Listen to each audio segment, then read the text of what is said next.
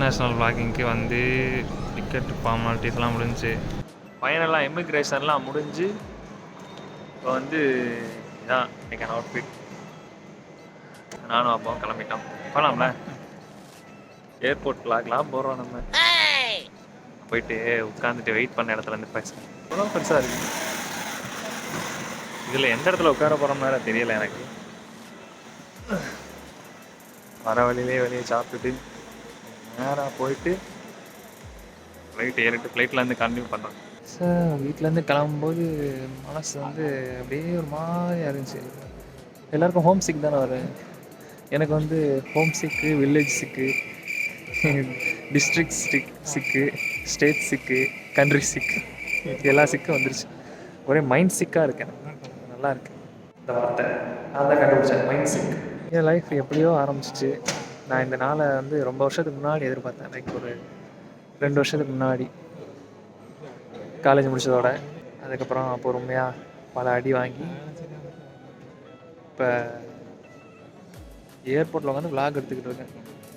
என் மச்சான் சொன்னான், விளாக் எடு மச்சான், விளாக் எடு மச்சான், விளாக் எடு மச்சான். நல்லா உட்காந்து விளாக் எடுத்துக்கிட்டு இருக்கேன்.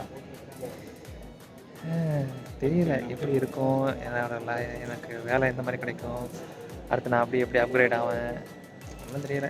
பார்ப்போம். ஸோ அப்படி இப்படின்னு வெயிட் பண்ணி கேட்டு ஓப்பன் ஆச்சு. இதுதான் போர்டிங் பாஸா, இதை வச்சுட்டு தான் போய்கிட்டு இருக்கேன். என்ன ஏண்டா எனக்கு தேவையாதான் இந்த விளாக்லாம். 3 மாதம் சேர்ப்பாத்தீங்கன்னா போர்டிங் பாஸை கிழிச்சு பாதியாக கையில் தட்டாங்க. விளாக் பண்ணுறேன்னு பெல்ட்டெலாம் அடிச்சுக்கிட்டேன்டா. சப்ஸ்கிரைப் பண்ணுங்கடா அதை செஞ்சு. ஒரு மாதிரி புதுசாக இருக்குது, வித்தியாசமாக இருக்குது.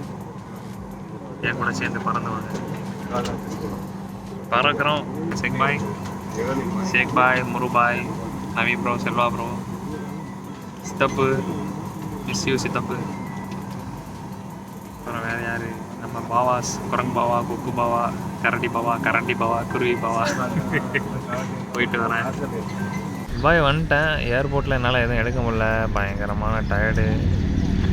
இந்த பில்டிங் தான் நான் இருக்கிற பில்டிங், அதான் அதுக்கு பின்னாடி. நான் போய் தொழுதுட்டு அப்படியே அந்த பார்க்கை அப்படியே ஒரு ரவுண்ட் அடிக்கலாம் அப்படின்னு போய்கிட்டு இருக்கேன். இங்கே நிறையா புறா அதிகமாக இருக்குது, அதனால் காரை வந்து பங்கமாக டேமேஜ் பண்ணுவாங்க. இங்கே கார்லாம் ரொம்ப க்ளீனாக வச்சுக்கணும்.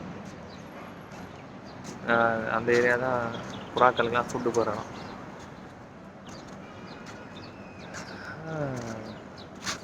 அப்படி இப்படின்னு துபாய் சாப்டர் ஓப்பன் பண்ணியாச்சு.